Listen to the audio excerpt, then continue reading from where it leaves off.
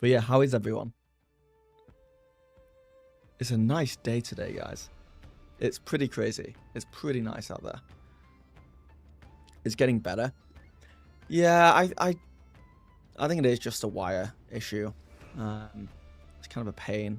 But like, if we can live with it on streams, then I'm just going to film everything for my main videos on the actual camera itself. It's better quality anyway. If anyone says anything mean about the mustache, Cool Cylinder, you can ban him. Just ban them straight away. I'm kidding. Setting your masters this year and playing Elden Ring right now. Nice. Ban hammer on mustache criticism. No. Of course not. I don't even like the mustache. It kind of just happened. It kind of just happened. I feel like it's uneven. But I like needed to shave. I really wanted to just feel my face again. So I had a beard for a while, and I got this far, and I was like, what if I tried the mustache? It's the best of both worlds. I have some facial hair, and I can touch my face, and now I've grown back some stubble, as you can see. I don't know.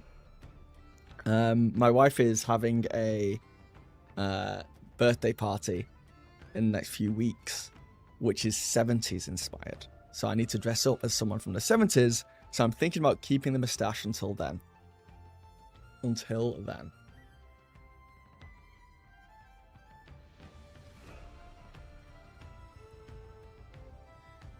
Can't wait for an hour from now when everyone keeps asking what you were wrong about. Franco, I've come full circle on it. It's still gonna annoy me, but I'm doing it. I'm doing the thing.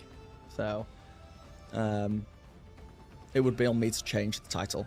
I just need to remember to change the title.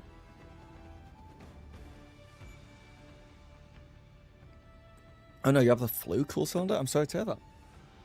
And hopefully it's not too bad and you'll be back on fighting form soon. But yeah, how is everyone? How's everyone doing? It's Daggerheart Day. As for me, I'm playing Daggerheart tonight, actually. And I'm quite excited about it. Players just got into a big fight at the end of last session in this dungeon.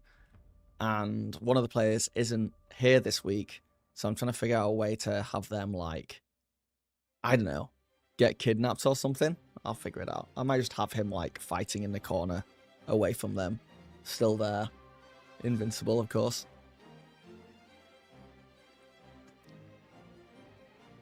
But for all the people who are jumping straight in and want to know about Critical Role and what I was wrong about, I thought they were going to have set tables. That they were just going to play like 1 week this, 1 week that, 1 week that. But the new trailer came out and we can watch it. It looks like, at least at the start, they have a load of people around the table. Like 8 people at least once. And they're switching and swapping all the time. And there's just a bunch of other stuff in this trailer that I'm just like, ooh. So I think what we do is 1 minute long. We spend 4 minutes watching it at quarter speed. And we see all the stuff we get to see. I don't know if anyone's done this yet, but I think it'd be interesting. Have them step into a hidden mechanism that takes them to another room.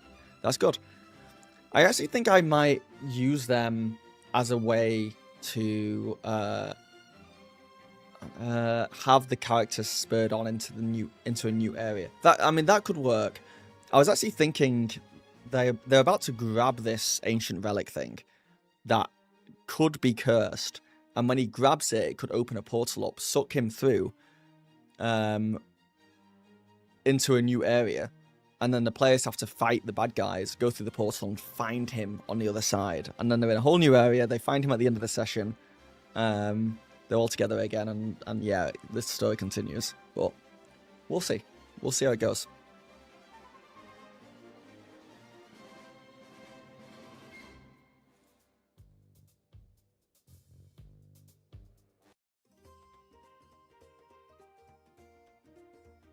I think you're a genius here, Brian. I think that's fair. Oh, and other good news, the latest video on my main channel is performing not terribly again, unlike the previous videos. So I think I'm finally training that algorithm back again. But we'll see. Hold on. Camera settings, 1 second.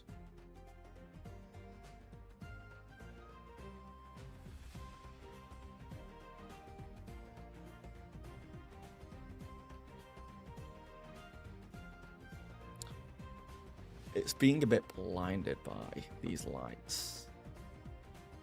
Oh, no, I know what it is.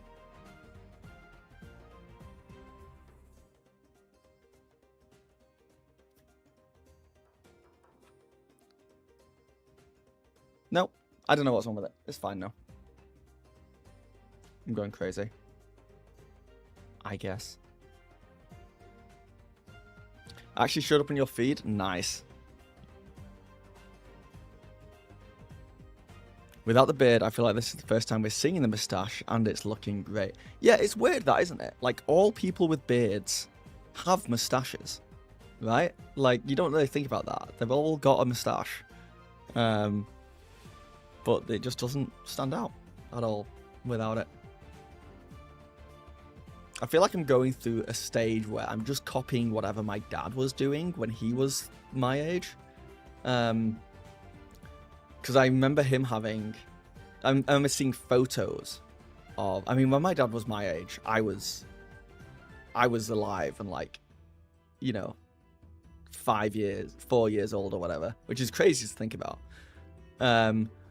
But also when my dad was my age, I think he had a moustache and my mum hated it. Marine kind of likes it. My wife kind of likes it. And then... me and the wife are also watching The X-Files. We're making our way through a show from 30 years ago. And I feel like when my dad watched The X-Files on TV, he was my age. It's just a weird thing. It's just a weird thing to go through. Pops, yeah.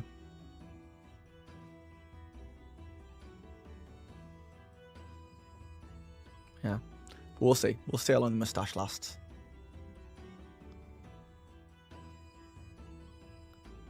Let's have a look at my video analytics.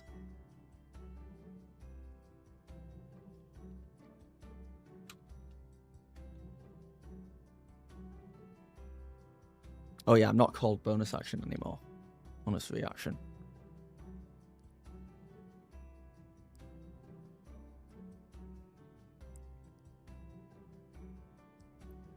What's up, group action role? The X-Files was 30 years ago. It is actually wild to watch because we're on the 3rd season now. We've got used to the like 90s of it all. It was 94 that the first series came out, I think. But they keep talking very casually about main characters being born in the 50s. And I'm just like, whoa. Like they have people in that show who fought in like World War II, and it's just crazy. It's just crazy.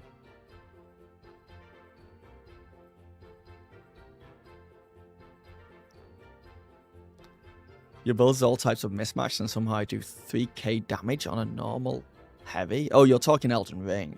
I've not actually played Elden Ring. I've not played. I touched Elden Ring. I did not like how frustrated / addictive it was. It frustrated me and addicted me at the same time. And that was scary for me because I get pulled into those. So I've managed not to play Elden Ring yet, but I will do at some point. Play Silksong, isn't that very similar?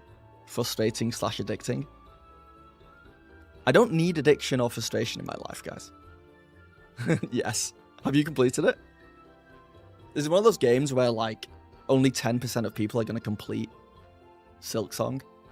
Silence, what is going on?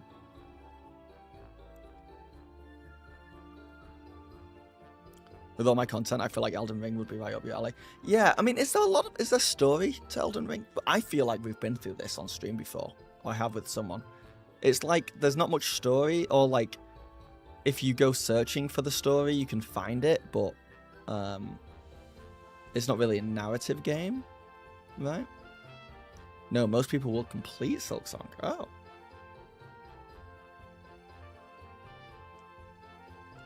The glowing spheric lamp creates such a peaceful atmospheric feeling. I'm just adding stuff to your sentence because I forgot to read. This glowing spheric lamp. I'm struggling with the word spheric because I believe it is a word, but I've never said it before.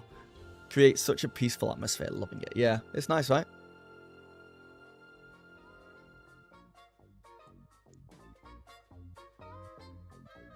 Story of Elden Ring's heavy. Your campaign finale is taking forever as we agreed to an all or nothing, so really needing some TTRPG combos. Well, we're here for it. Gawk at the spheric. Worship the spheric lamp. I don't like saying spheric. I don't like that as a word. We should change that and just say round. Don't believe it is a word. I learned English on YouTube. It makes sense. I'm used to... I wish chat had like a little red line that would go under words that are spelt wrong so I knew better.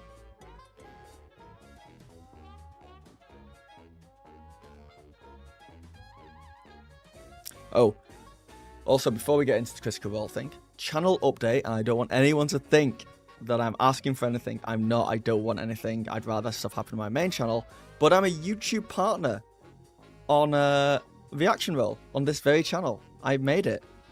I'm not getting money for ads yet. I need like 500 more watch hours, which I think I'll do in the next 2 weeks. But I've got like channel memberships and stuff. Hey, congrats on making partner. Thank you. Thank you. It's great. It's weird that like this channel has been a breath of fresh air in comparison to the other channel, which has been like driving me insane recently. So it's just nice to... I don't think this channel is going to grow very much until like Daggerheart grows. It's very much going to go up and down with Daggerheart, I think. But I also like this stream. I also want to just talk Critical Role, so that might help things. And also, I might start doing more other TTRPG stuff in the future, or playing around with other things. I don't know. It's here now. I love it. You guys are great for like coming in streams and watching the videos and subscribing to this channel, and hopefully we can do something really cool with it. Hopefully. I don't see why not. Congratulations. Don't know what it means, but I feel like you're beating a mean game boss. Yeah, it's one of the hardest things I feel like to do anything with in content creation. Like just getting that initial first monetization. The second thing is making enough money to like making any substantial money. But like that first milestone is huge, and I don't want to gloss over it because I've done it before. I think it's really cool. I should do a community post actually. If you've already watched the 90s Kids Daggerheart Critical Role stream, I'd love to see your reaction. I've not yet. That's not on their YouTube, right? Oh, it's a stream. It's a stream. It's there. You make this possible. I haven't looked at this at all. I feel like it's 4 hours long. So, oh, hold on. Is this part of the stream? Hold. Okay. I've been debated. Let's just take a look at this.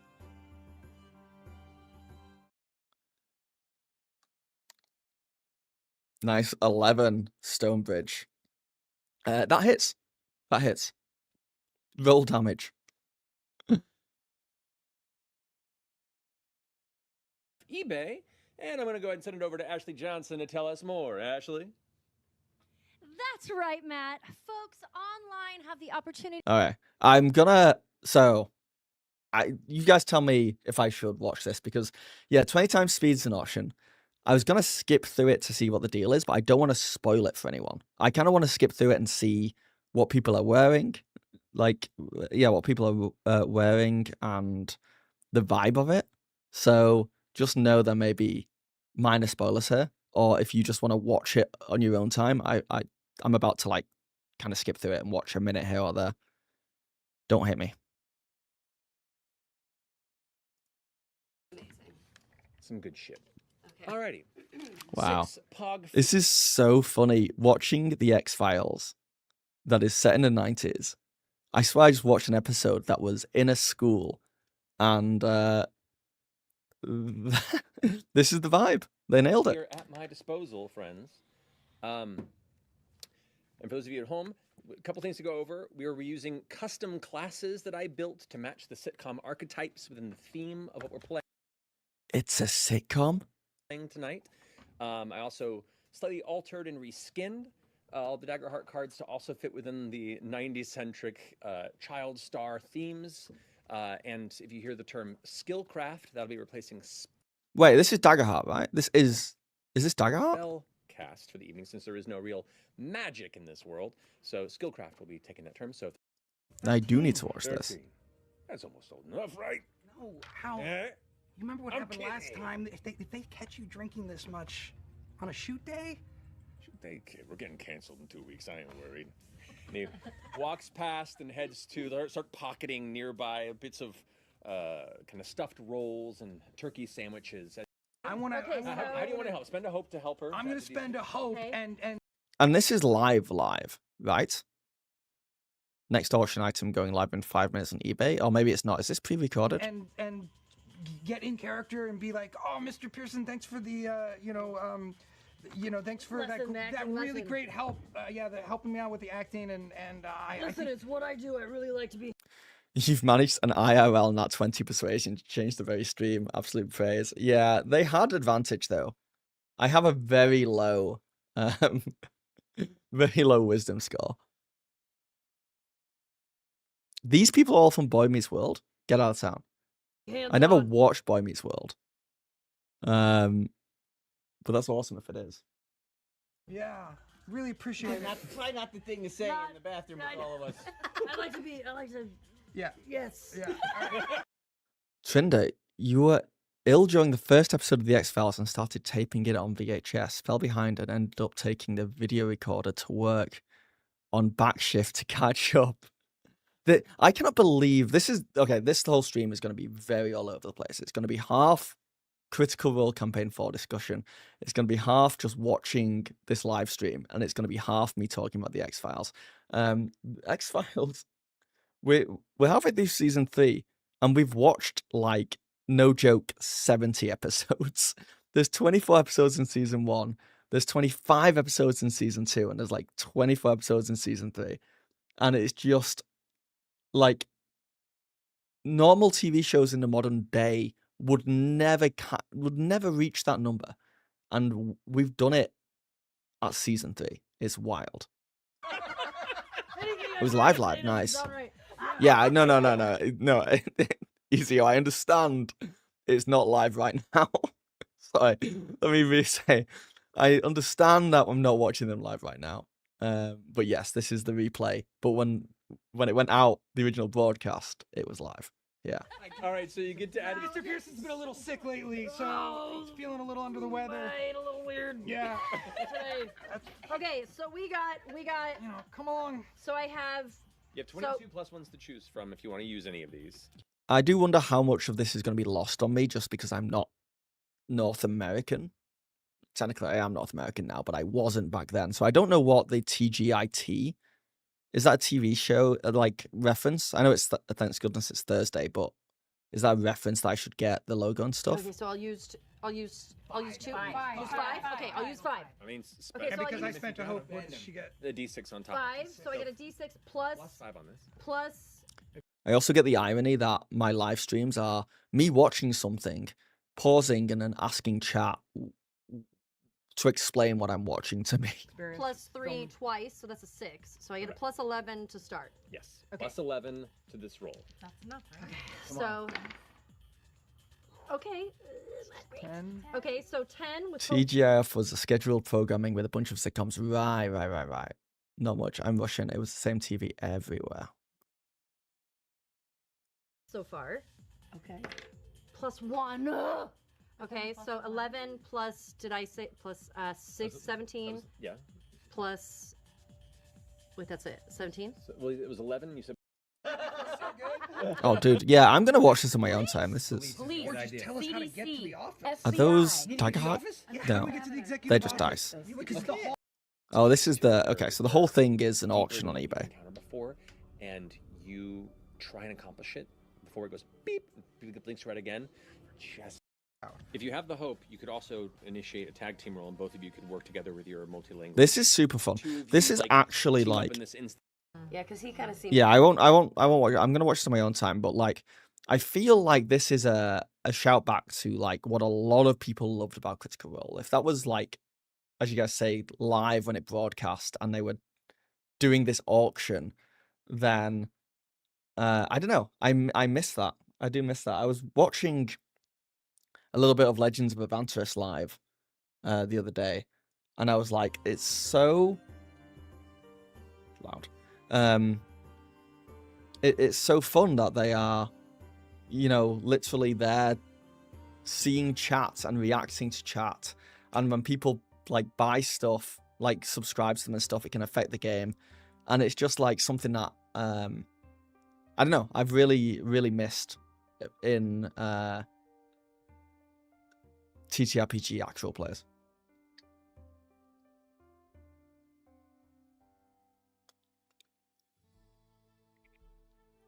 One of the most enthusiastic tables when things went well. Okay, looking forward to it. It's a live stream watching a live stream that's no longer live, so it's just a stream. Yeah. There's no point in my existence. It's just recycling of other people's content at this point. Speaking of which, let's talk about the Critical Role for official trailer, shall we? A little bit. This I wasn't joking, by the way. We are going to watch this at a quarter speed because I wanted to do this earlier, and I was like, let's do it on stream. Let's monetize this weird obsession. It is very cool that they were playing Daggerheart as well, Izio. You are right. So, straight up, the very first shot is making it very clear that they're playing Dungeons and Dragons. You can tell from the character sheet in the book. If I play this with sound, is the sound a quarter? Because that would be awful.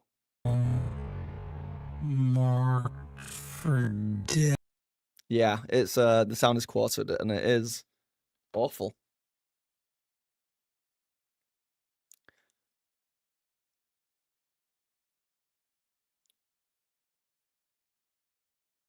Yeah. So this was like the original shot when I was like, I was wrong. I was like, holy crap, they're all there. But then I realized that they're not all here. There is 1, 2, 3, 4. So it's 8 people, which is like the size of the table. I don't think they had 10 people once at the table, but they had to really squeeze them in. There's no way they're getting 13 people around this Critical Role table. I actually thought they were going to change and have a different table, but obviously not. So I do wonder how they're going to start. I also had this very dark thought that I don't know if it is true or not, and I would love to get your guys' thoughts on it. I've been watching X-Files, so my Mulder paranoia theory: are all these shots just filmed as promotional material? Are they asked to look tense and like they're playing the game when they're actually not?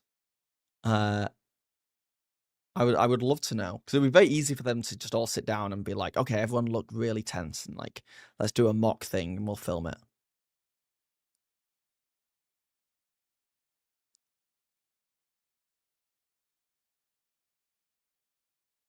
Like were they asking Marisha to like look really tense here?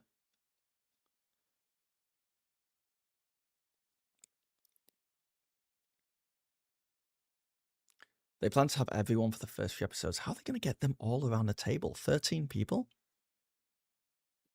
Remember when you had 11 players on your table? Hell on earth. Yeah, it seems like a lot of work.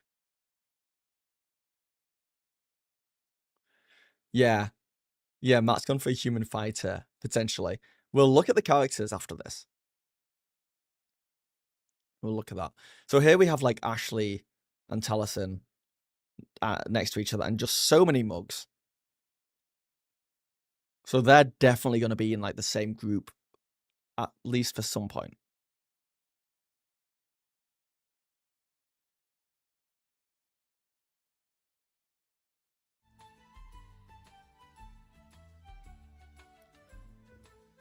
Based on how they had similar shots for Agent Umbra, and they were all from the episodes, but taken essentially by B-roll staff, right? Yeah, probably. That means they've filmed a lot then.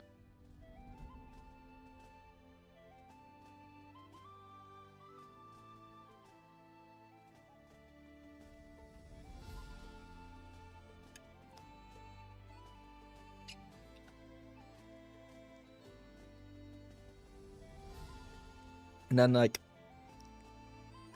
is Laura actually... Laura's crying there. I did not catch it the first time. I thought she looked sad, but there was a tear coming down her eye. And she's next to Liam here.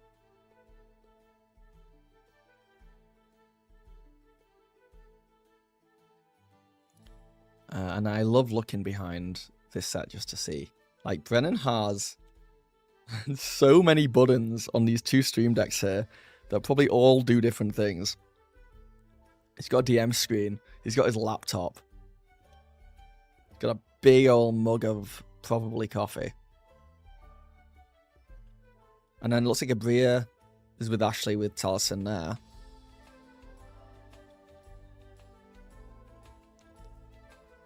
The mini setup looks fantastic. I'm slightly worried about the camera angle on a lot of these, but we'll see what happens.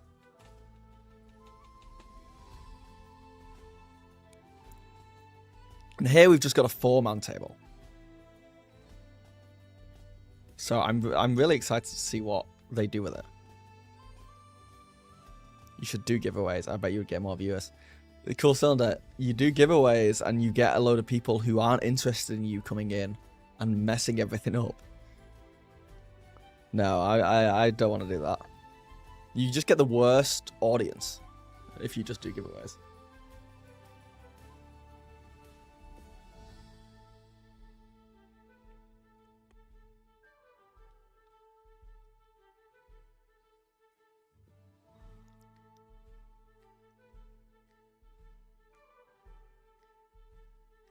And then is Laura still next to Liam here? No, next to Robbie. So if they've done the first few episodes, it feels like Laura is in 2 different groups at least, if not 3. Right? So if they film, let's say, 4 episodes, and that's what all that promotional stuff is, that means Laura is jumping around. And what I was wrong about is I really thought it would be set. Like, Laura is in the Seekers, say, and Matt is in the Soldiers, and they would just stay there, and they wouldn't really move that much. I thought maybe 1 or 2 would be switched out, but it looks like they are moving about a lot, and it even looks like we may get shifts on who we're following in 1 episode. Certainly the first episode, if they have everyone together at the start, split them all off, will we be jumping between different groups in 1 episode?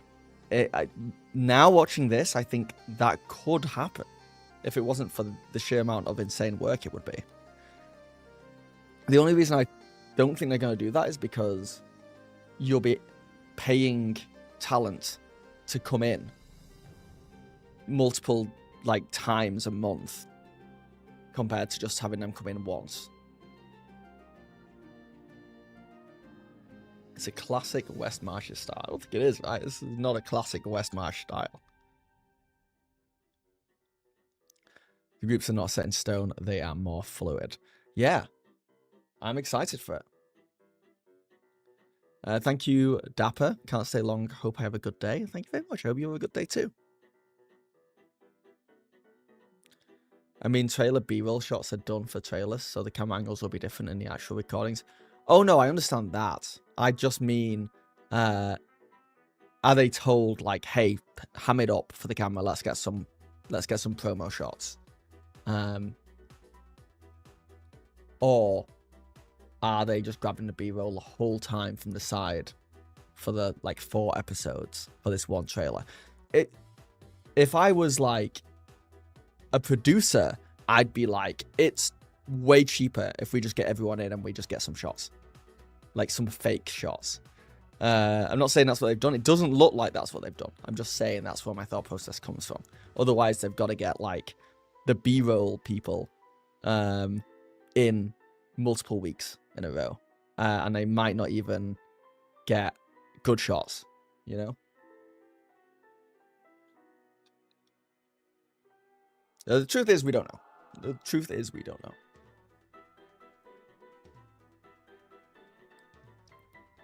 Like when I spoke to them, when I did my interview about like what it takes to make an episode of Critical Role,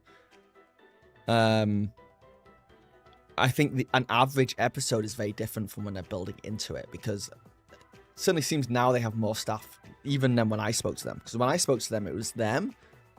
I think they said they had like on set, like every week, they had like a tech guy who was doing all the switching and streaming and stuff, a producer, and they probably had some runners, and that was it. But now they've got like it's a whole thing. They have changed up their workflow so much to accommodate 13 players that I think the production of Critical Role Campaign 4 is going to be unrecognizable to the production of Campaign 3. Just know Sam is just off camera saying cry like you did when FCG died. Come on, we need the trailer. Yeah, we'll see. We'll see how it goes. They might remind at the beginning of an episode. Yeah. But they're also probably just putting in a solid performance the whole time anyway, because, you know, it's going out. What's up, Jojo Gamer? How's it going?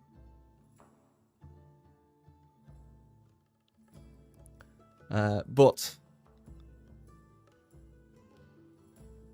I am excited. I think Brennan is going to crush this.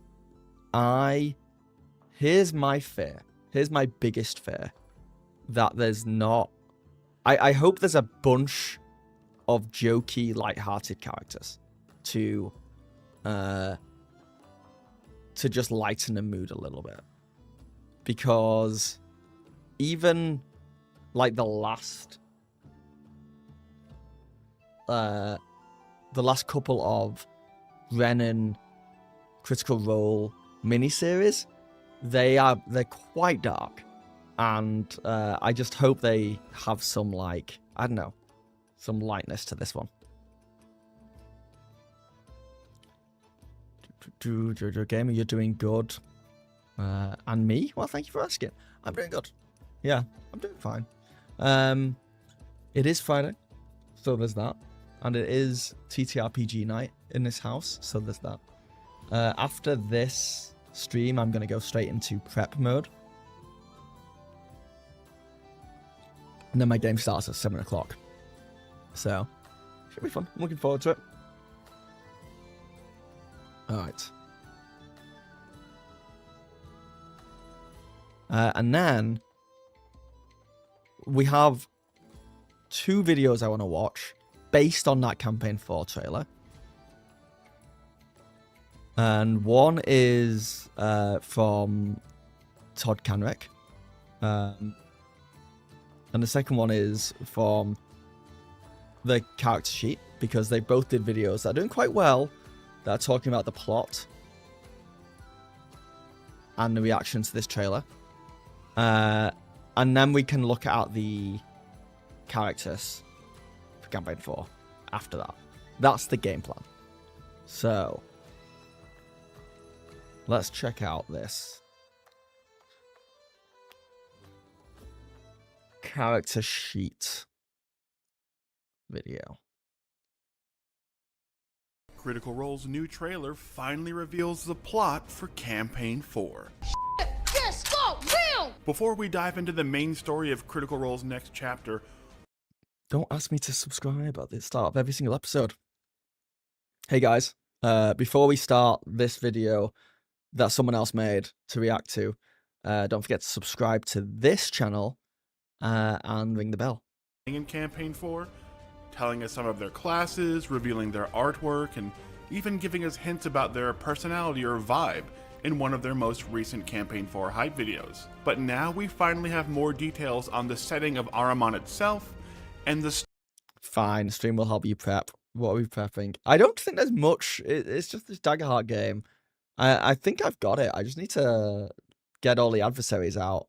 Print out a sheet with all of them out, which I've been doing recently, so I can just like mark on the sheet on that character stat blocks what's happening. And then maybe just plan around what I'm going to do with this missing player character. But it's fine. It's fine.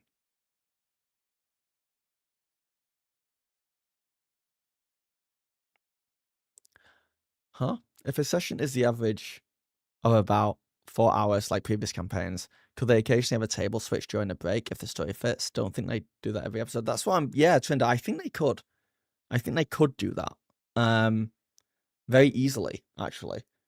And they could even I wonder how people would react to this, but they could even film with one group on a Monday, with another group on a Tuesday, and another group on a Wednesday, and then edit it all together so it's like one YouTube video.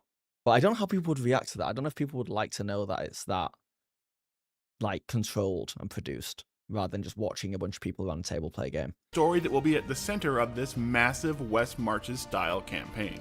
And at the center of that story lies one character, Bonus free reaction. Thayatsi Fang. It's reaction roll, right? I am on reaction roll, right? Yeah, that's the channel. So I think it's pretty in there for reaction videos. Perhaps the father of Liam O'Brien's character Hallandil Fang, who is marked for execution, with every character in the cast tied to him in some way, as a friend, a relative, or possibly even an enemy. And the reason for his execution and the we'll be trying to uncover in Campaign 4, and called the Falcon Rebellion over a decade ago, brought new rulers into power who seem to have let that power twist them and the rebellion and everything it stood. Okay. So the trailer is Brennan, which I didn't play with audio because I would get copyright struck. Is Brennan narrating a letter that is from the uncle of, did I say uncle? Of one of the characters, Liam's character. And it will apparently have a connection with almost every single character, which is cool. For. However, Thayatsi is a name that carries a lot of weight in Norse mythology, and we can assume, being a big fan of Norse mythology, Brennan didn't just take it at random. You see, in Norse mythology, Thayatsi Okay, so this is hearsay. It's an interesting discussion point, but it's hearsay. That's just Norse version of mythology. Thayatsi has done as well. Has Thayatsi Fang found the secret to the power of Ahriman's fallen gods? And is he being killed to hide that secret, or to protect others who may have uncovered that secret as well? Brennan is clearly a student of Norse mythology, and we have to assume the name of the man behind his entire campaign was an extremely... Alright, okay. That video was not as useful as I was hoping to be. Let's see what Todd has to say. Critical Role's Campaign 4 trailer just dropped, and this is what we know.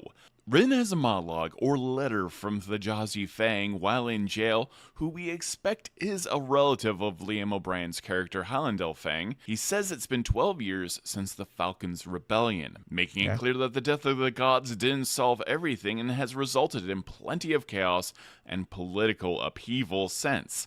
And this sets up the idea that Brennan spoke about of a proud orc rebellion. He says the sundered houses are stronger than ever in a very ominous tone that implies that this is some of the evil organizations of the world. And he goes on to say that the Revolutionary Council is a shadow of its former.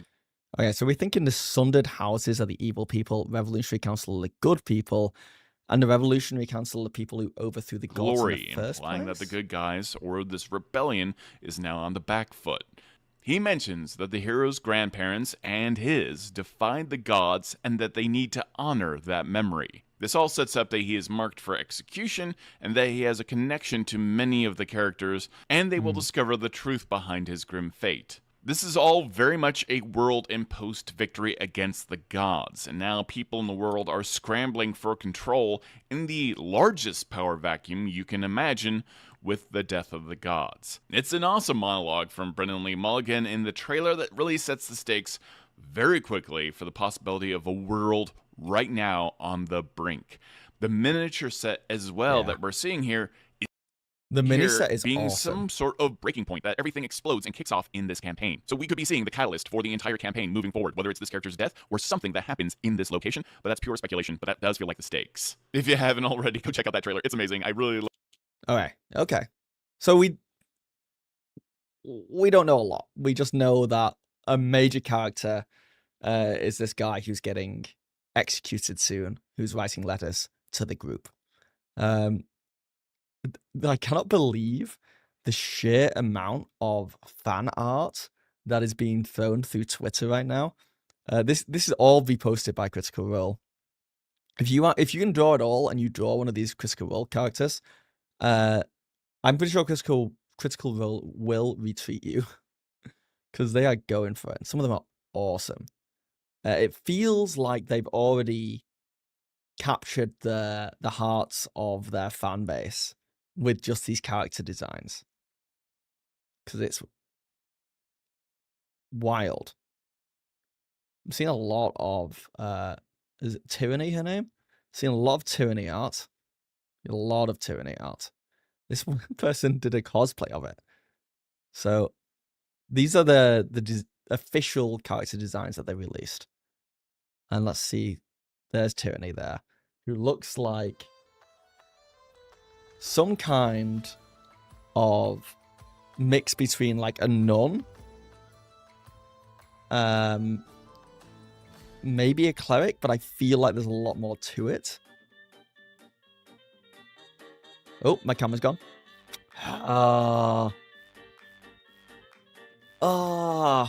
Okay, 1 minute.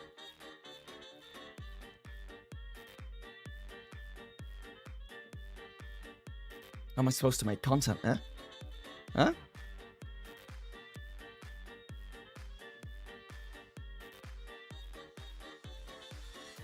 Wait. Why aren't you working?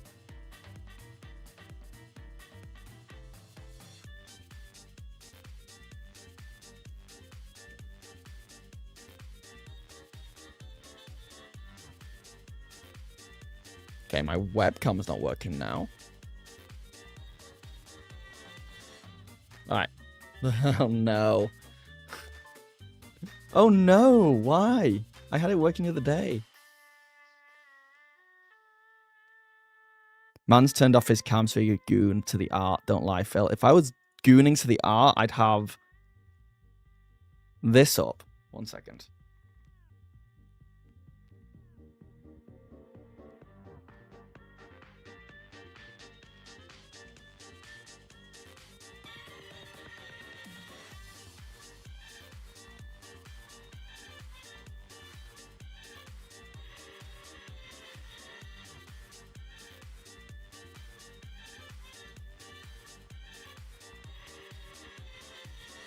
No reason why my webcam's not working right now.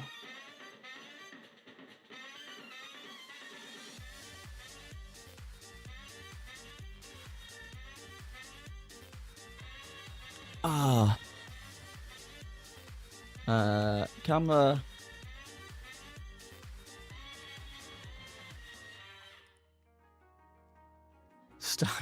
Panic starting soon screen. And then open up settings.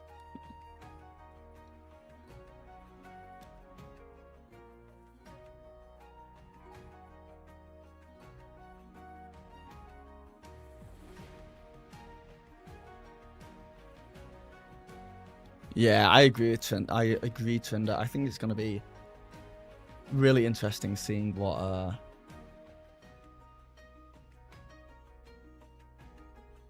happens. What do you mean USB 2.0 detected connect to USB 3? Okay, I need to change the wiring.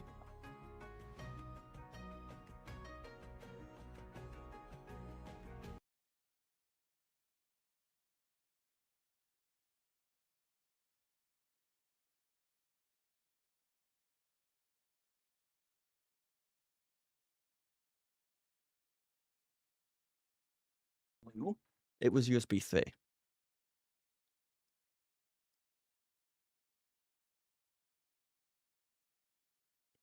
I thought that was a thing. Oh, okay. We might be in the money.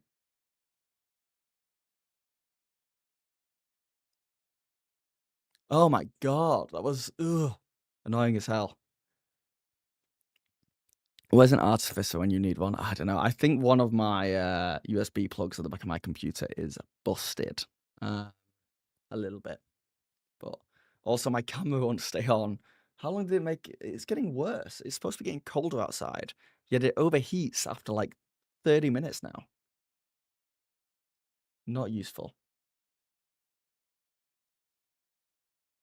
Okay. So.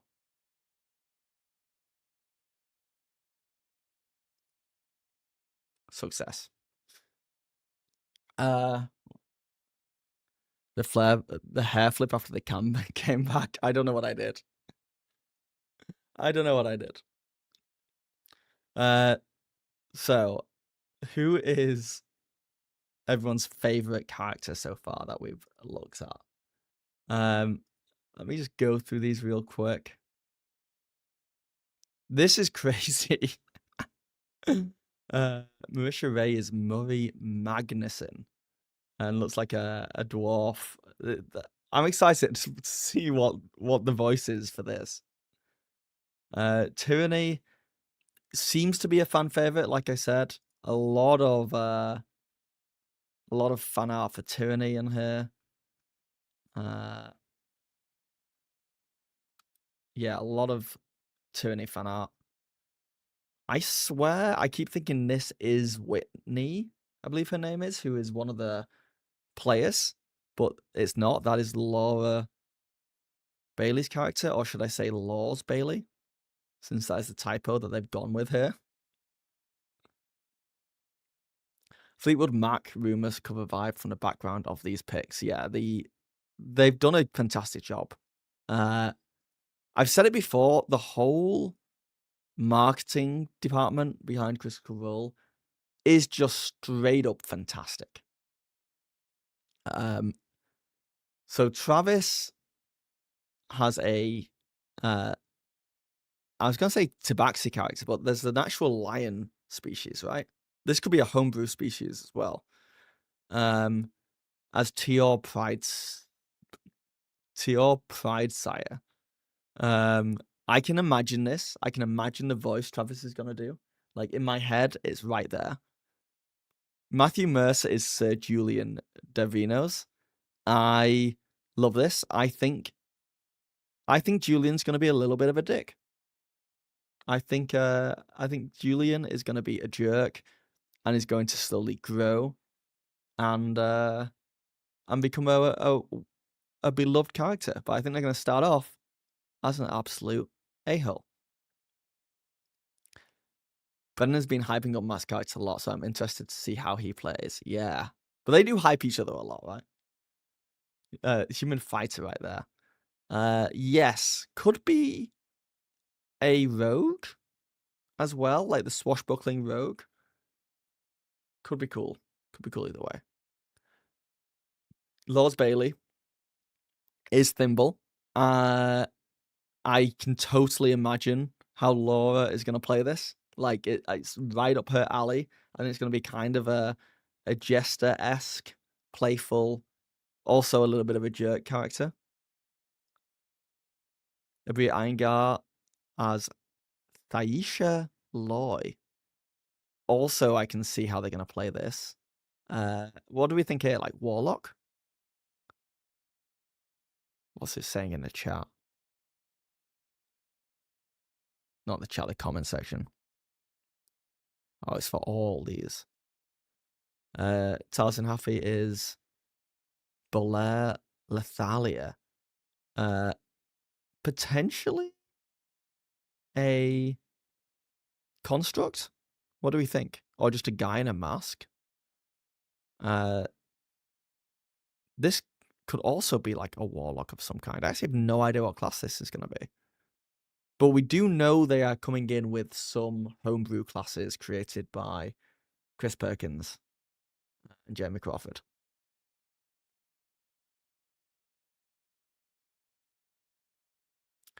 Do you think that was a typo for Laura? S is next to A on the keyboard. I think it's 100% a typo. What possible use? Unless it is engagement farming. They did it on purpose to get people to comment on it. In which case, once again, fantastic marketing team. But no, I think it's a typo. Yeah, Taliesin's character looks awesome, though.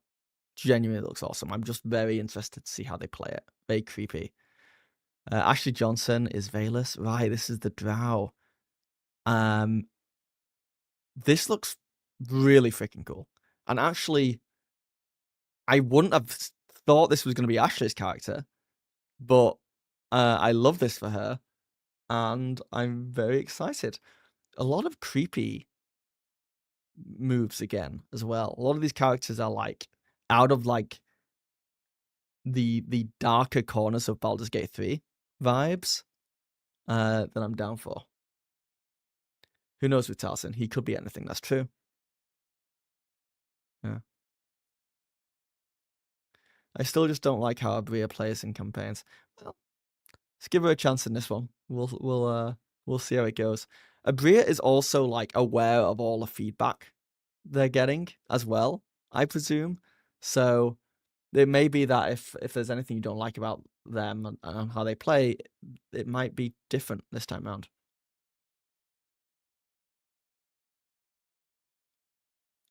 You keep seeing people say it's leaves in Thasia's hand. Leaves. Oh. Druid, potentially? Maybe. Maybe. Are they all starting at... I actually don't know. Do you guys know? Are they starting at level 1? These characters are not giving level 1 vibes.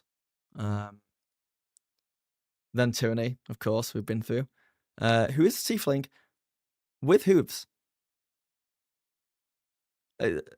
Kind of furbolgy. I don't know. Maybe this isn't a tiefling as well. That's actually really cool. So I think this is a fan favorite before the show's even started. Straight up. We've been through Mauritius. I have no idea how she's going to play this. I cannot wait to see. Tyranny's a demon. Really? Because demons in D&D, I guess it's Brennan's own world, so he may be doing something different. But demons in D&D are very different from devils, and they're more chaotic. And in my mind, wouldn't have looked like this. But we'll see what they do. We'll see what they do.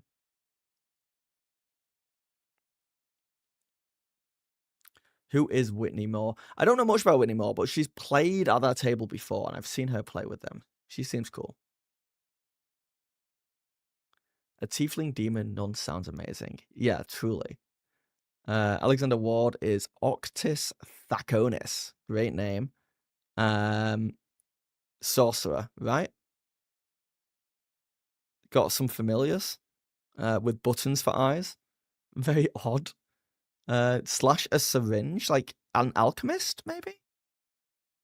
I wonder what this says. I can't make it out. This is giving like anime character that becomes like everyone's favorite love interest. Necromancer, maybe. Maybe. I guess the idea is that like he maybe made these puppies. I presume puppies. Like, did he make these out of like different parts? Because look at the body parts; they're different. And then he brought it to life, like the ear and the leg. I think Oxys is your favorite. So many cool vibes. I'm thinking Artificer Reanimator. That's a solid guess. That's a solid guess. C2 starts at level 2, didn't it? Haven't watched C3. Yeah, maybe even then these characters are giving me like much higher level vibes. Liam O'Brien is Halandil Fang. This is the most normal looking dude. Obviously an orc, but apart from that, like everyone else we've looked at, like this is just a dude who just wandered into the wrong group of people. I wonder if we're gonna have another Bertrand Bell situation. And spoilers for the very start of campaign 3 here. Just telling you right now, spoilers in 3, 2, 1. It seemed like there was a heavy-handed, forced death at the start of campaign 3. Not saying that it was planned from the very start, but it seemed like Travis wanted to play a different character, so made a deal with Matt, kill off that character, which happens at all tables everywhere. It's still D&D. And then they made such a big deal out of it that it became the name of the entire group, the Bell's Hells, based on Bertrand Bell dying. And I do wonder if they're going to have an early death in this as well to kind of like be a catalyst to the story and spur everyone together and group them all together. Which I've got nothing against. I don't think it's scripted to like, or I went through this in my video. It's as scripted as a home game where a player might come to me and be like, hey, I want my characters to go out in a big way so I can play a different character. And we can do a whole thing and you can tie into the story in a big way. And I'd be like, yeah, let's do it.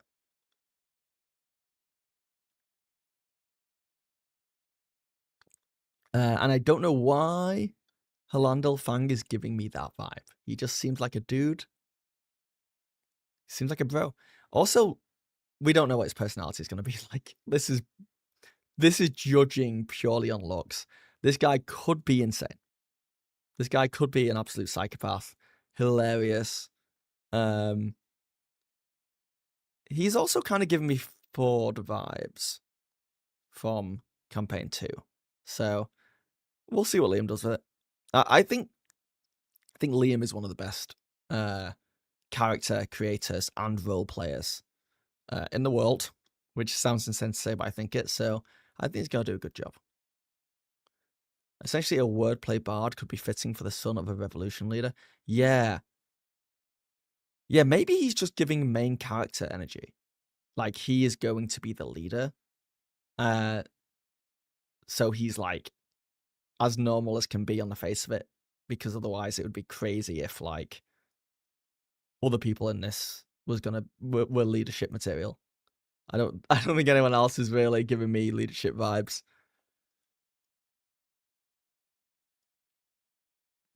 We're literally judging books by their covers. This is all hearsay.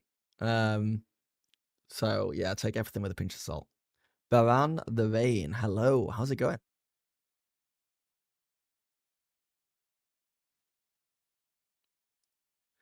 Robbie is killing it.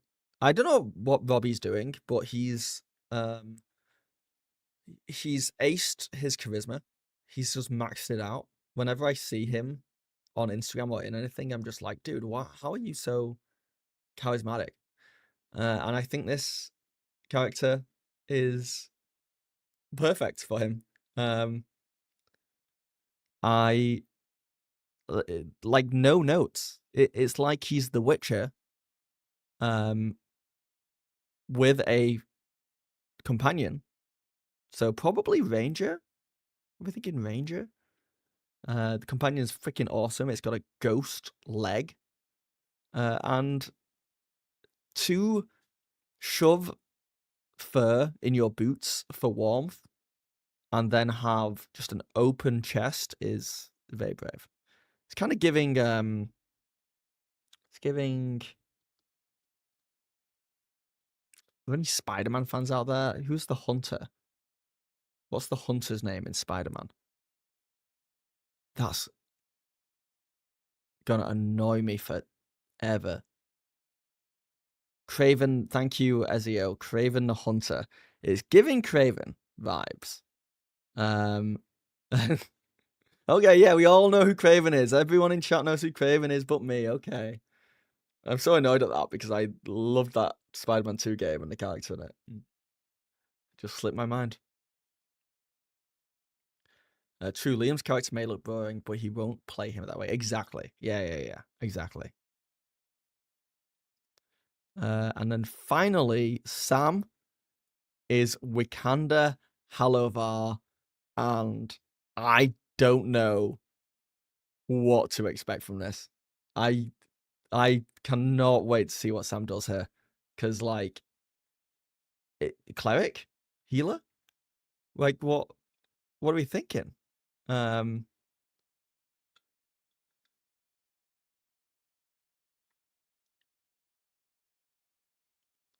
Yeah, he's got something up his sleeve. So now we play F, marry, kill, and we have to choose. Have to choose who to sleep with, who to marry, and who to kill. Thoughts, guys? It's got to be the people. You can't choose companions. That would be gross.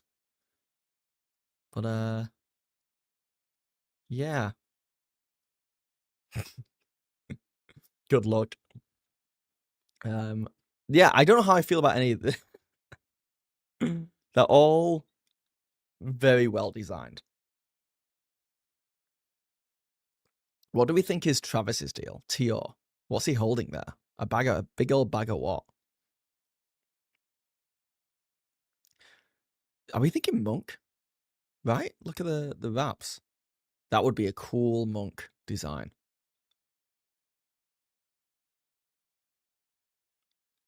Do we know if Liam picked Sam's character this time as well? I know he's done that in the past.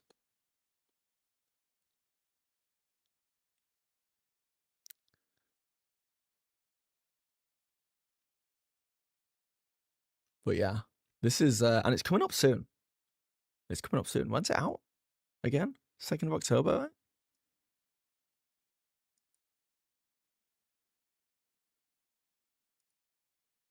Yeah, October 2nd, campaign 4. Very excitable.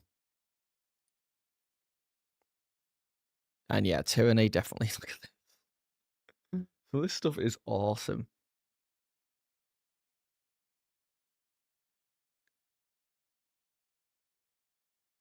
Possibly the coolest character design in the history of ever. I love druids.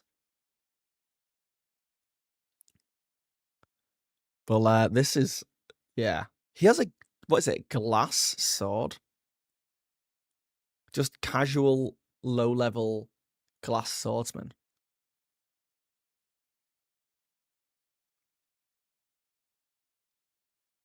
Oh, wait, have I watched this?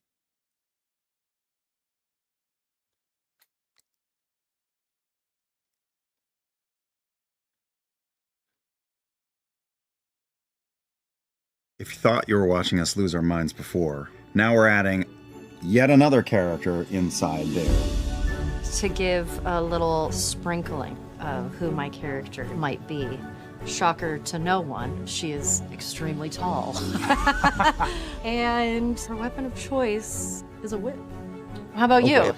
I'm just gonna describe his eyes. The bottom half of his iris is blue like the ocean, and then the top half bursts out into the colors of the setting sun. What a cool idea. I'm excited to watch Liam play his character because it incorporates a lot of things that are very important to Liam O'Brien in real life. Okay. Theater, performance.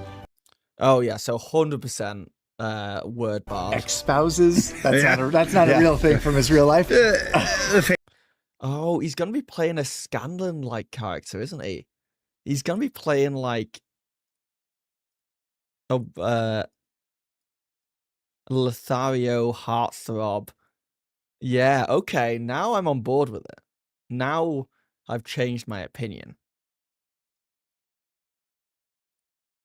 Family. Family. Easy family. No one can kick open the door and be like, hey, ready to cry, motherfucker, like Laura Bailey. She's a rogue.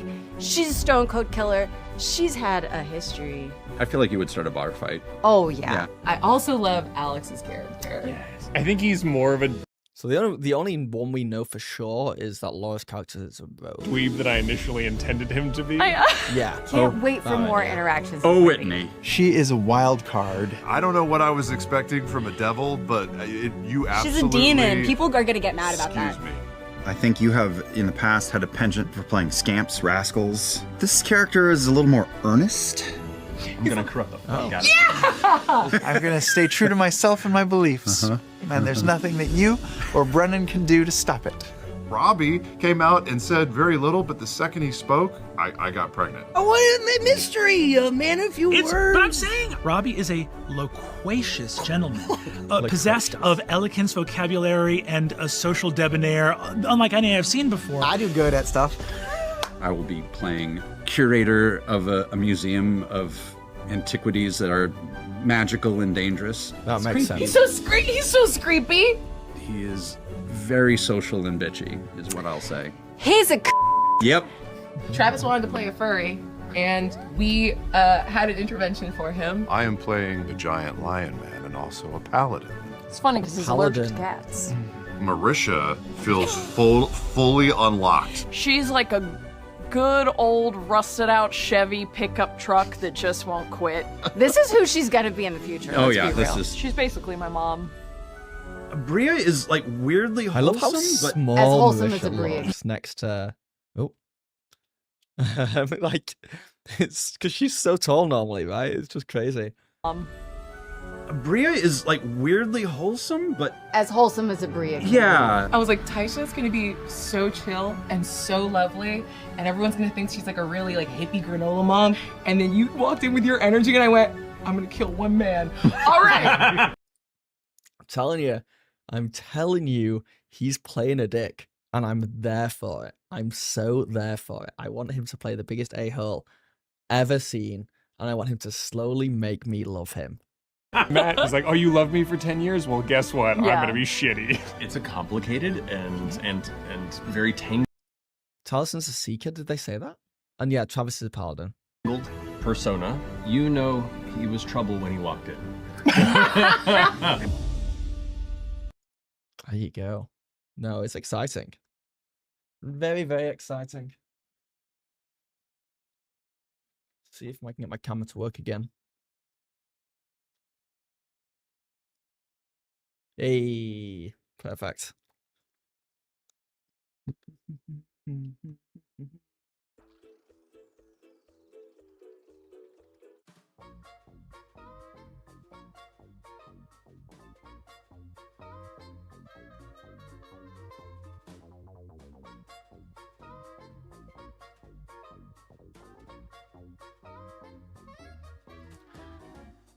I haven't had the pleasure of watching Critical Role's D&D campaign yet. I think this is going to be a really fun campaign to start with.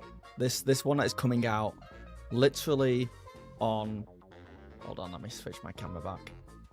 But yeah, October 2nd, this new campaign, I think it's going to be a really great jumping on point. It could be bad still. We don't know, but I've got a feeling it's going to be very, very good. There we go.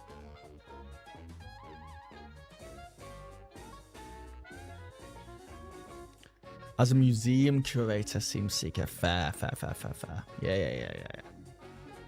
Yeah. I'm often surprised at how on point the fan base has been as well with guessing stuff. So I think it being bad falls on how the DM does things. I don't think it's gonna be bad. I think it's gonna be fantastic. I'm just saying we've had letdowns recently with other stuff, like video games and stuff that people have told me are gonna be great. Like every time I hear someone tell me that GTA 6, sorry, the next GTA is gonna be like the best game ever, I'm like, well, let's just wait and see. because we've had some letdowns recently of overhyped games where people told me it's going to be the best game ever, and it came out broken, it came out boring, it just flopped. And maybe they eventually fixed it, like Cyberpunk. But yeah, we don't know anymore. There's no surefire, like, this is going to be the best thing ever. I've had my dreams ruined too many times. I mean, Silverstone was really great. That was very hyped. Yeah, I'm not saying, like, hyped things are going to be bad. I'm saying they're going to be good, probably. I'm just saying we don't know for sure. What was the big criticism of Campaign 3? People didn't like, I guess, how tight the story... Look, everyone's got different things. What I've heard is that people preferred the kind of chaoticness of Campaign 2 as far as, like, the sandboxiness and where the story was going. Campaign 3 had this big, like, end of the world, you have to go stop this thing vibe to it that meant for very little deviation into weird places. But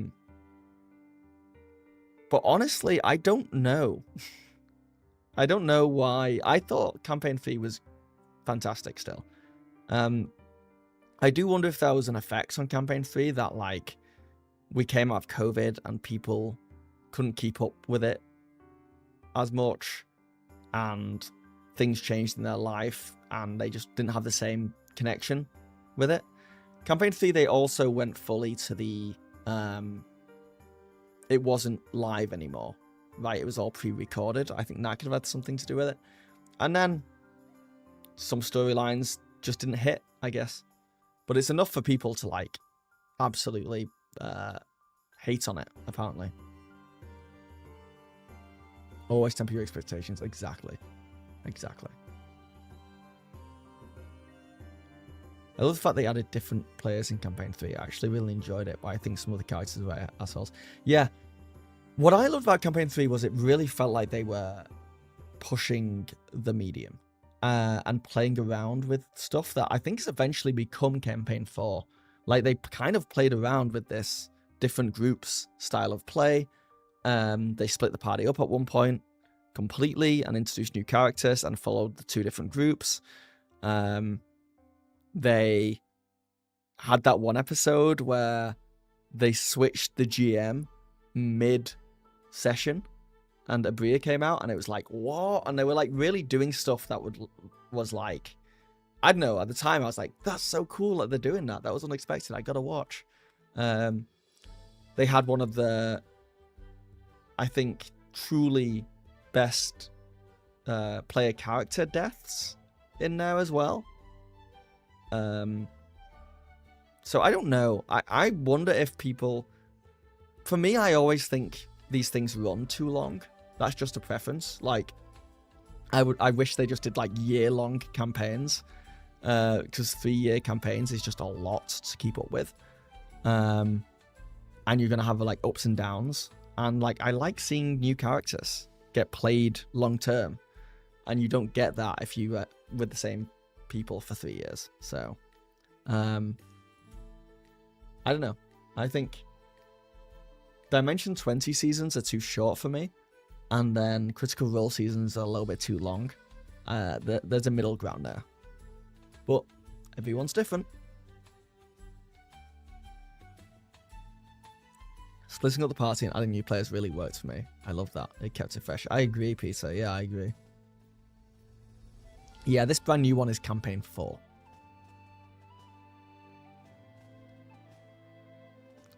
You do mostly watch smaller campaigns, though they aren't very well known-ish. Ooh, like, what are you...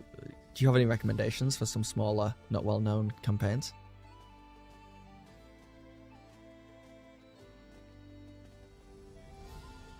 Yeah, I kind of want to do a video on smaller actual players, because I think I was stumbling across a few of them I was getting footage for my latest video where I want to show off a lot of DM styles, and I was just looking through to get footage, and then I was just watching them, and I was like, this is really good.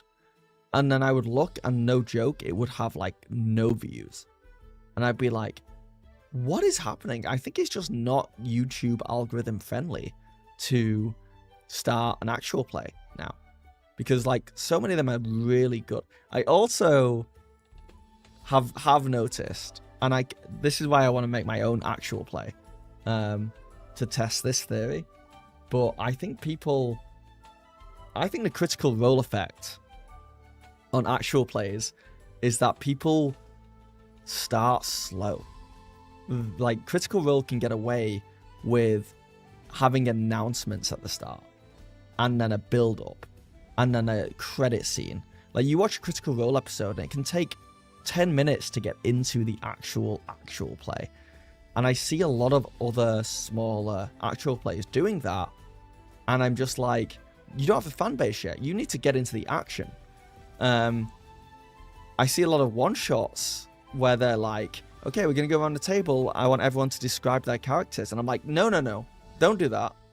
Get into the story and then tell me about the characters as we go. Like, the YouTube algorithm is so intense. You've got to hook me in the first minute. I always say this, start in combat. Start in combat. Describe your characters as they beat the crap out of someone in a combat, and also make the combat hard. And I always think, like, if you almost kill a player character in the first 5 minutes of an actual play, I'm watching that whole actual play, because I'm like, there are stakes. This is important. This is big. Let's go. But that's just me.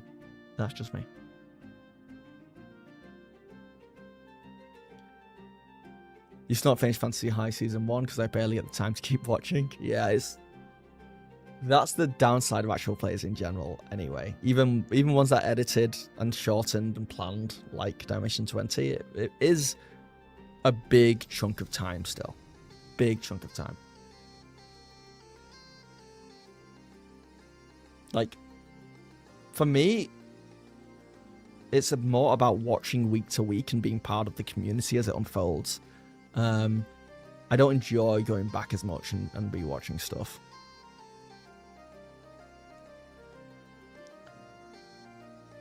Really, I love not only D20's amount of episodes per campaign, but also the time the actual episodes run. I can sit for 3 hours of just talking like Critical often does. Oh, you can't sit through, yeah. I just don't find it particularly interesting. Though it, of course, helps with interdynamic roleplay and building the interpersonal relationships between the characters. Yeah. Also, hi, Bonus. Hope you and chat are doing good today. Good seeing you. You too, Dild the Dane. Baron Narain. I mean, there is one about One Piece, which I do have to say, you don't need to be a One Piece fan to enjoy.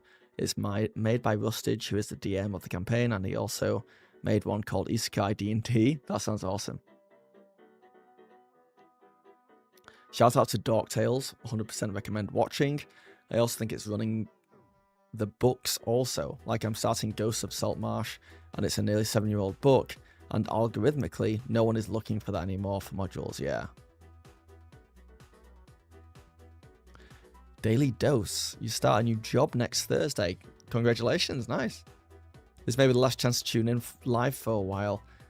And to once again remind you that I'm available to offer my assistance as a video editor. Thank you, Daily. Hey, man, if I can fully get this channel monetized and you want to take my streams and cut them down, that could be awesome. But I hope your next job goes swimmingly. Not gonna lie, I think I like the role-playing part more than the fighting part when it comes to D&D. That is true, Baron. When I say start with combat, I mean not long combat. Like, I want 10 minutes of quick combat where you show me that there are stakes and that people can die in this world and that anything can happen. Then we go into some fun roleplay. But it's just... That's just the way I am, I guess.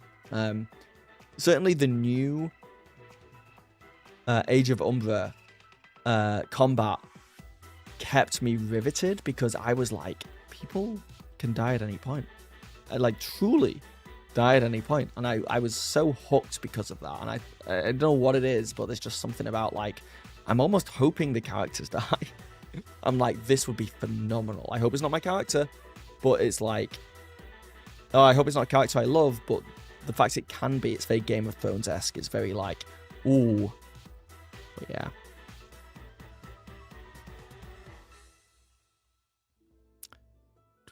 Yeah, in the end, it's all preference, and I'm happy we have both Critical Role and D20, but for me, D20 hits that right spot. Absolutely loved Fantasy High, and especially the characters in it. Guys like Gilead, Basra, Fig Faith, Riz Gutgag, X, yeah. Gonna be in Home Electronics Installer, so it should be pretty okay. On topic, I'm still on episode like 50 of Campaign 3. I know I could skip, but I'd feel bad to skip from C3 to C4 without completing. Yeah, that's up to you. Obviously they're not connected in any way, shape, or form, though. I still don't think they should have called this Campaign 4. So it's not even, it's like new players, new DM. They could have got away with calling it like a new thing, starting with Campaign 1.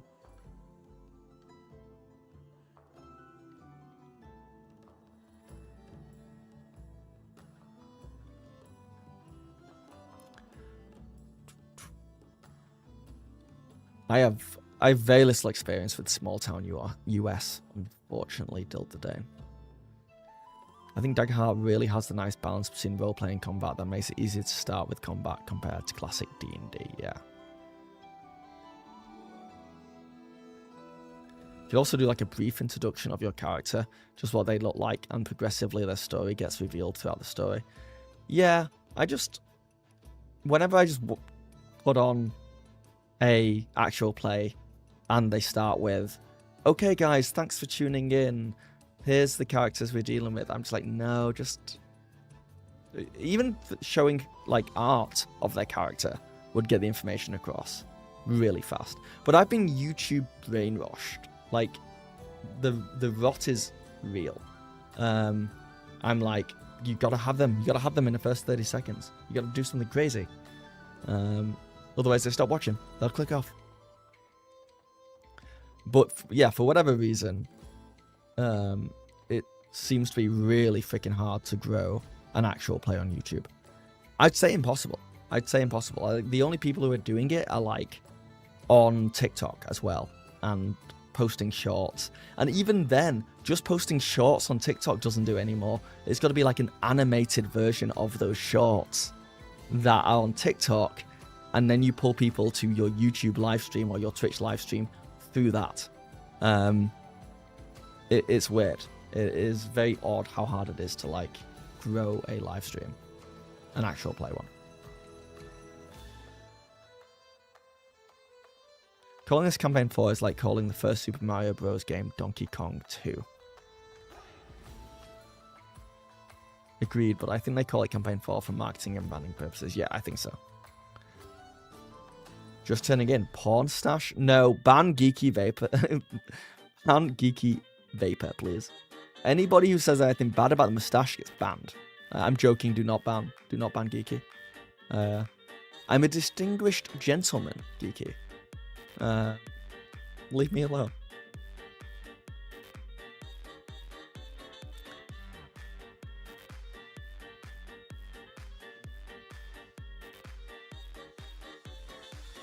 Yeah, it takes too long explaining the whole story in the first minutes of the campaign. Yeah. Even, hey guys, don't attack me. I love Brennan Lee Mulligan, right? And I love Dimension 20. But when they start a new campaign and they go and spend 20 minutes with each new character on their own and move across like the town, it's very cinematic. It's very cool. I get bored very fast and I want to see what the other characters are. So like, I don't know. There's like each to their own, but like some of the my least favorite parts of like a Dimension 20 episode campaign are like the start, like the first like hour.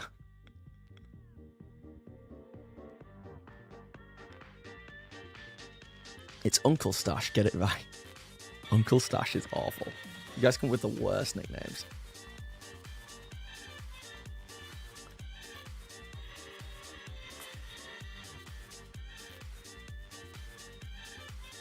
Yeah. Showing art is really useful. But then there are some people who don't want the art. They want to like picture it themselves. So it's hard. You can't win. Kind of looking like Riley from Linus Tech Tips. I think that's a compliment. I don't know a ton about Riley. And I don't watch that many videos that he's in. But when I have seen it, fantastic host. Fantastic host from what I've seen. If I'm thinking of the right person, but the guy with the mustache who's on Linus Tech Tips, I'm probably thinking of the right person.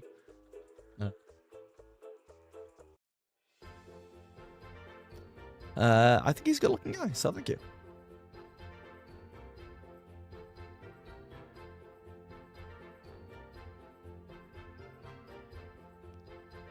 No, I'm a sucker for actual play stuff. Like, I love it in Dimension 20 when they pull out the box of Doom. Like, things like that where like there's stakes, I think is what gets me the most excited.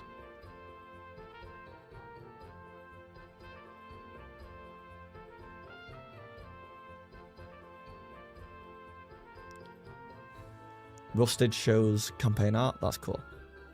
It shows the character art, sorry. It's a Ministry of Ungentlemanly Warfare stash. Okay, guys. It's too long. I think it's too long. Oh, it's not symmetrical. My face isn't symmetrical. I don't know. I can't... Look, I do this. I'll look at it too long, and then I'll panic, shave it off, and then I'll regret it afterwards. So it's staying. We're dealing with it. What if I post a thumbnail of me with a stash, and it does 10 times better than any other video? What if the stash is what gets clicks? Okay? Just the stash.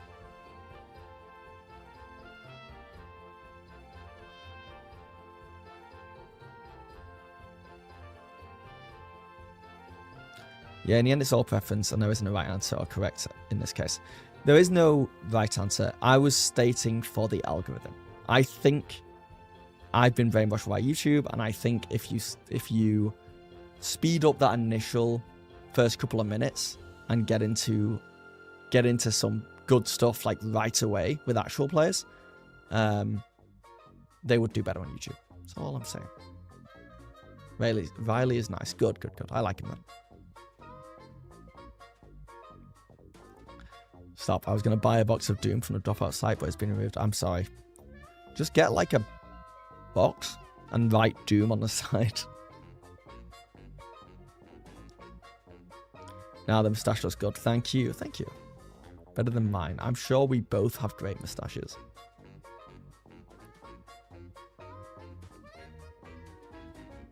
Actual players nowadays need that in-jokes and homebrew or custom gimmick that makes them stand out. Yeah.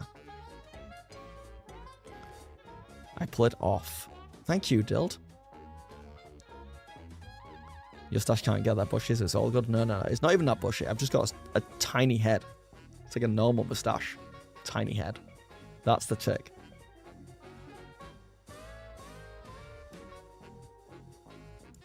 The stash looks like you'd offer to teach me how to shoot and invite me hunting to tell me about your favourite deer you're in.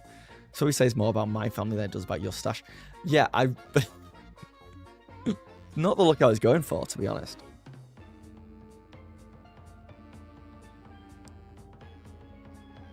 By the way, has anybody here ever used a deck of many things in a campaign? Yeah, man, I killed a player character with one. Dude, I have the newer deck of many things where there's like 60 cards. It is fantastic. And I would use it again if I hadn't already used it recently. You kind of can't keep pulling it out. That's the problem with it. But yeah, I'm a big fan of the deck of many things. I like the chaos that ensues. Face split in half, one with beard, one with stash, and you have big letters. New TTRPG, new me. Dude, the half and half look, I'd have to shave my head as well on one half to really pull it off, I think.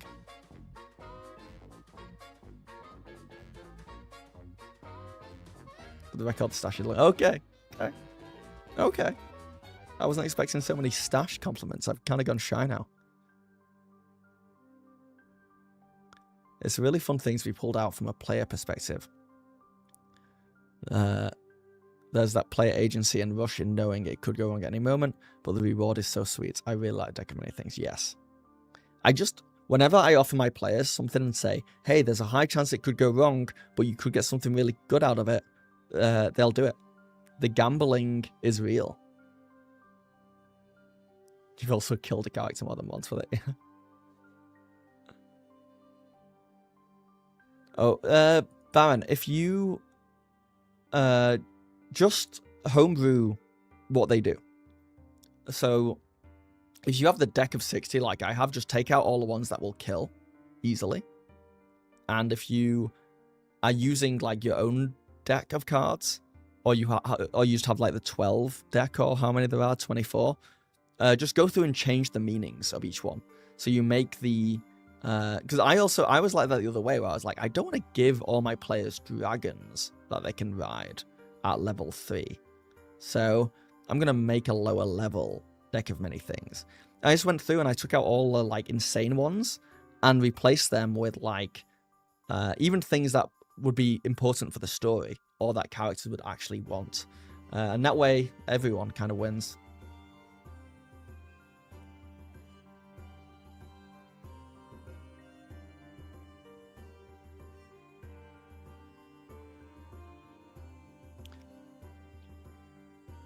Yeah, I've kind of been a wuss. I've not had many.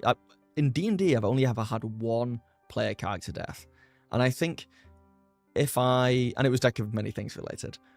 I think I have no problem moving forwards, because I also had the Dagger Heart death as well. I guess everyone's different, but if I always gave people an out, it's like, oh, you rolled 3 death saves and you unfortunately die, but oh look, there's a resurrection totem just around the corner, or there's a priest who could resurrect you just there, or whatever. I feel like most of the time players, when they die, they go through the motions and they don't choose the easy way out. They'll choose death. Like it's the Dagger Heart situation where you can either choose to go unconscious, to gamble, or to go out with a Blaze of Glory. I think Blaze of Glory is going to get chosen the most. I think most people are like, okay, let's just do this thing. Like, people don't want to die, but once it kind of happens and is in front of them, it's hard not to like accept it.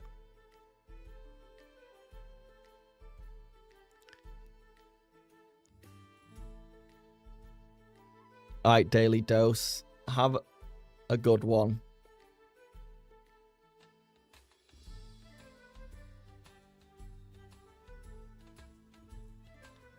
ChatGPT, what is up? LTT1 show was early. Is that Linus Tech Tips? What are we talking about? What's the LTT1 show?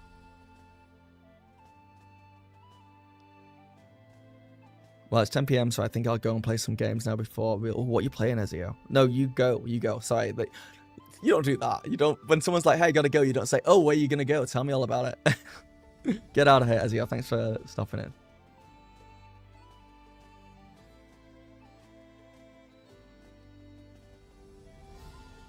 I agree, Dild. I always try and make it very clear what can happen, what the odds are, whenever there's anything that bad could happen in a game.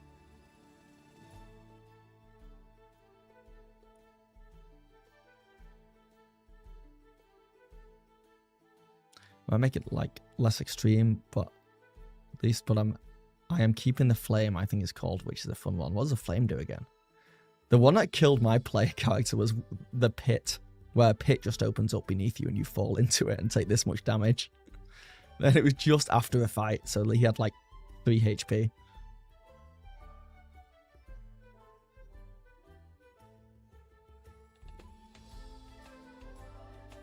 And the wording on the card is literally like, you fall down and like take that much damage. It was like double his health or something. It was crazy.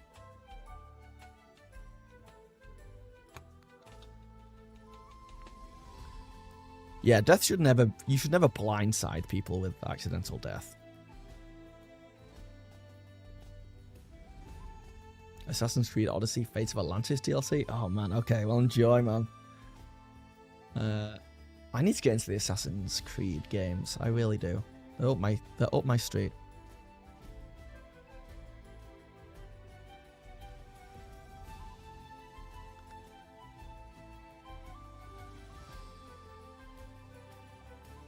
Ah, okay, geeky. The one show. Well, they did it early today. I hear you. The flame cards. Powerful devil becomes your arch nemesis or enemy. Arch nemesis and enemy are very similar. But yeah, that's scary. So did we discuss the mustache already? What are you talking about? I've always had this mustache. Always. I just also used to have a beard around the bottom of it.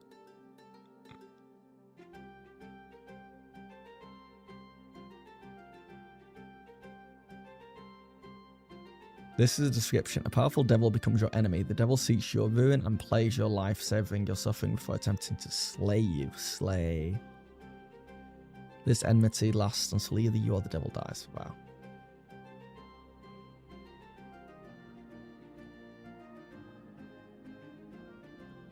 Died mostly to the Reaper card. You've died multiple times to the Reaper card?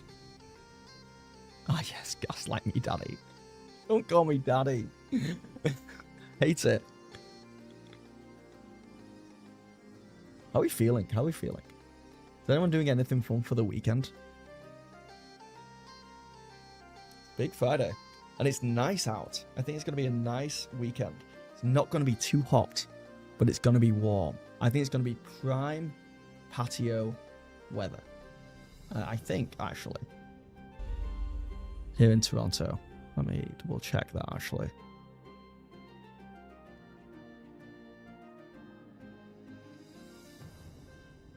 Actually, tomorrow's 15 degrees, which is my perfect weather. It's still hot. It's still hot all next week. Why are we still in summer? It only annoys me because it gets so warm in this room and my camera dies on me. We're playing Drakenheim tomorrow afternoon. Nice. Okay.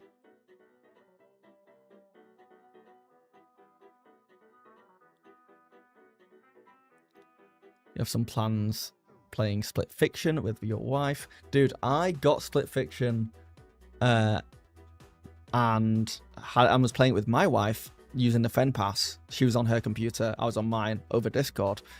But you really need a controller, it felt like, to play that. I had a controller, my wife did not. My wife is not very good at platformers anyway. So I think she was struggling, like, more so than It Takes Two. Then her computer died.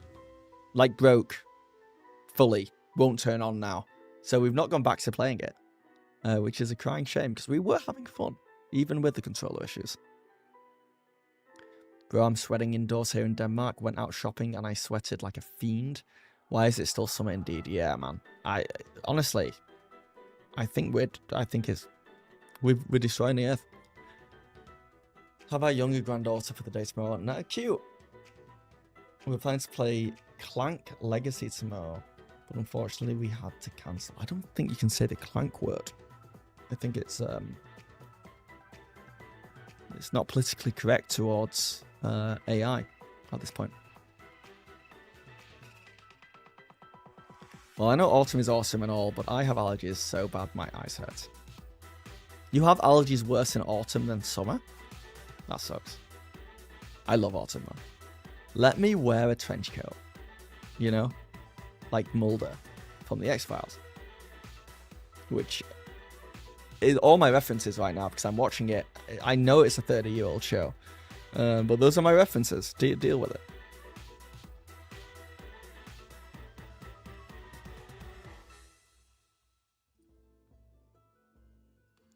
Man, if you get worse allergies during autumn, that genuinely sucks. I was going to apologize. I apologize for that. Wear a duster instead. I don't think I can pull a duster off. Never mind, put it on.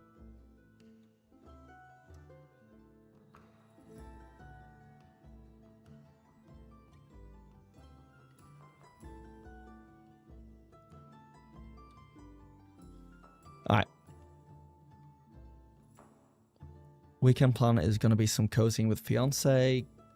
Got bad news yesterday, so I think I'm using the weekend to process. Sorry to hear that.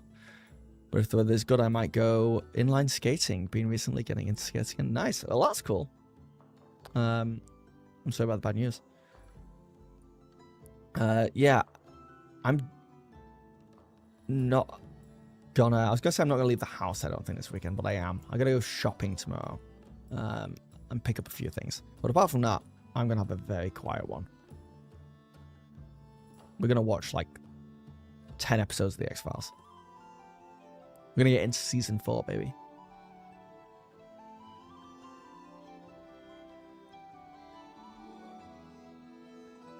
Honest catching up, so don't know if someone already mentioned it earlier, but at least the first 5 episodes of Campaign 5 has been filmed, was mentioned in Fireside Chat, and everyone is present for those. Yeah, they're gonna have 13 people around that table. It's crazy. Oh, then you said, but not all at the table at once. They keep changing around. Then from episode 5 onwards, we'll see the 3-table split. You know what? Fleet Street, that makes a lot of sense. That makes a lot of sense.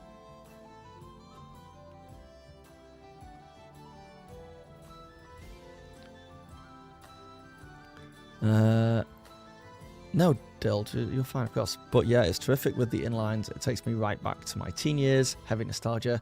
I'm like a little kid at Christmas with those skates. Yeah. Nice. It's awesome. Yes, the smoking man. Mulder straight up calls him the cancer man in season 2, and I just love that so much. Cancer man. They're calling the first 5 episodes the overture. Okay. I'm looking forward to it coming out. I really am. I am hoping for just a bunch of videos that I can make. Like a bunch. I've got some good ideas, some videos I can make around it. I just want to see fully what they're doing first. Watched them all when I first came out. Love that show. It is very good. I was worried about some of the stinker episodes. So far, we've only had one X-Files episode where I was like, why did I just watch that? That was truly awful. That was bad TV. And that's 1 out of like 70 episodes. All the rest, even the bad ones, are like worth watching, even if it's just for like 90s nostalgia. I've also seen a bunch of actors who are like famous now in there as like kids, which is always fun. But yeah, big fan. I want to say D&D is great, but some things don't make like a sense. For example, when you are close to an enemy, ranged weapons shouldn't have disadvantage because it is a point-blank shot. It should honestly be the opposite. I thought that when I first started Baron, but it does make sense how you play. It's how you read the narrative. The idea is that like, combat isn't just like you're frozen, you're taking your shot, right? It's that like as you move in, they're swinging at you. Like if you're melee range with someone, they are like trying to punch you, stab you with a sword, shoot back at you. So like that's why the disadvantage is there, because you're like dodging blows or you're under pressure or you're stressed or whatever. It's much harder to take a shot at someone who is swinging a sword at you when you're right next to them than it is from a distance. But different weapons, like bow and arrow, that's true, but I feel like with a crossbow it's easier, so who knows. What one stank? There's like a vampire episode in season 2, which is like, I was just like, what am I watching? What am I watching?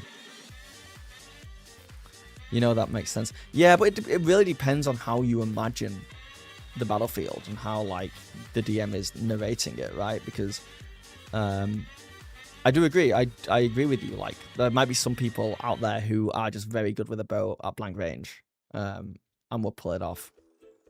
It's kind of like a universal thing that disadvantage goes everywhere.